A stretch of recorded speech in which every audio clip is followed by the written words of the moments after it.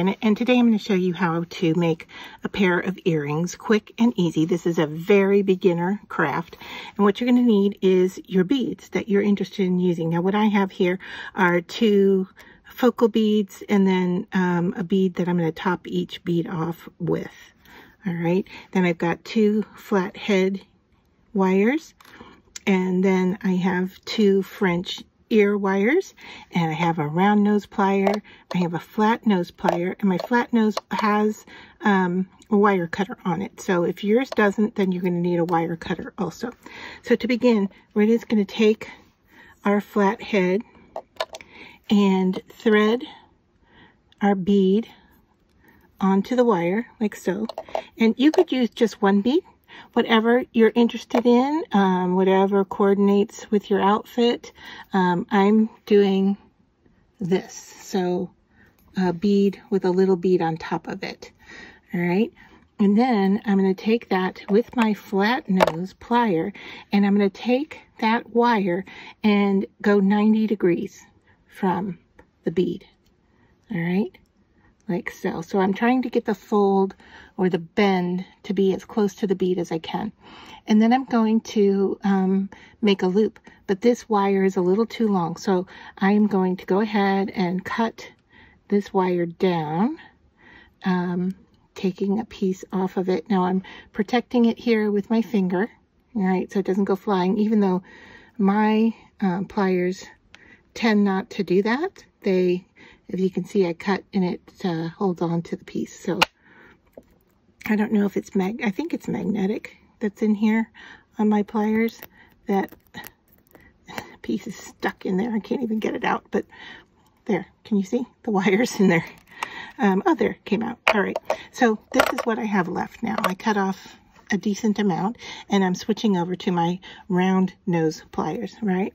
I'm going to go close to the end here, but not too close, and I am going to twirl a loop, and I just want to keep twirling this, and I can let go and grab it again until I get that wire all the way around. And if it's too big, I can slip down a little on my wire, on my round nose pliers, until I can get that loop to just bend right into its original wire. And I'm bending a little out of whack there, but show you here in just a second. All right, so not my best loop, but there you go. All right, that's our earring. That's it. We're going to attach this to our ear wire like so. And so I have, because my bead is flat, I have my loop facing the same direction, and so it's flat as well. All right, I'm just going to take this and pull it up towards myself. All right, and then I'm going to put my ear wire on. And the way that this bead is, it really doesn't matter which is front and which is back, because you can see here in just a second after I close this down. All right, I just want to give it a good pinch so it's tight on there. But that's how it's going to hang in my ear. All right, so you can see the bead can twirl around. It's a dangle. It's a nice blue and gold combination. And that is just ready to go. Now this is the simplest of earrings to make. And so just to go on with the next one, we're going to do the same thing. I'm going to go through our bead. This one's giving me a little bit of trouble. I may need to change beads. Let's see if I can get this to go through.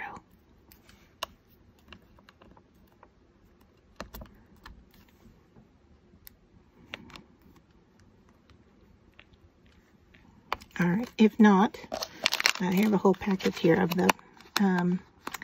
But what I could do is also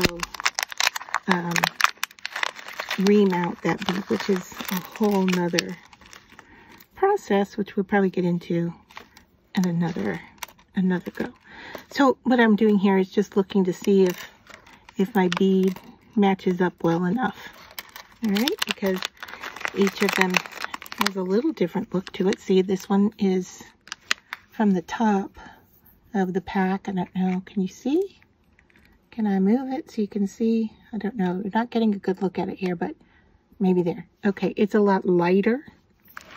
The shell was a lot lighter in that area, so it'll match something else besides this. All right, so did I grab a better one to go with?